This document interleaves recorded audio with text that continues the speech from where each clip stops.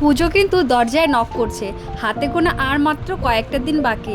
তো এর মধ্যে হয়তো অনেকের শপিং শেষও হয়ে গেছে, আবার কারো কারো শুরু হয়নি। তো তোমাদের কাদের শপিং শুরু হয়ে গেছে সেটা আমাকে অবশ্যই জানিও। তো আমি কিন্তু শপিংয়ের লোভ সামলাতে না পেরে সেদিন চলে গেছিলাম V2 শপিং মলে, যেটা শিলিগুড়িতে নতুন খুলেছে।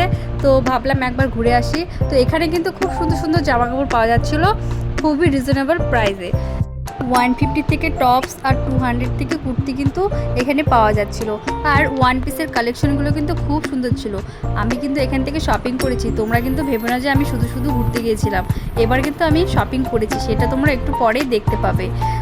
শপিং করতে আমার কিন্তু দারুণ লাগে। শপিং করতে গেলে কোন দিক দিয়ে যে 2-3 ঘন্টা পার করে দিই বুঝতেই পারি না। আর হ্যাঁ, যেটা বলছিলাম, এখানে কিন্তু শুধু মেয়েদের না, বাচ্চাদের জামা কাপড় থেকে শুরু করে মেন্স ওয়্যার সব কিছু কিন্তু রিজনেবল প্রাইসের মধ্যে পাওয়া যাচ্ছে। আর তোমরা কারা কারা আমার মতো শপিং করতে পছন্দ করো তারা অবশ্যই একটি কমেন্ট করে জানিয়ে দিও। জিন্স টপের পাশাপাশি এখানে কুর্তিরও কিন্তু রয়েছে বিশাল সম্ভার। তো পছন্দ তো হয়েছে, কিন্তু সব তো আর নেওয়া সম্ভব না, যেহেতু নিজের টাকায় শপিং করছি। তো একটু তো টাকার মায়া করতে হবেই।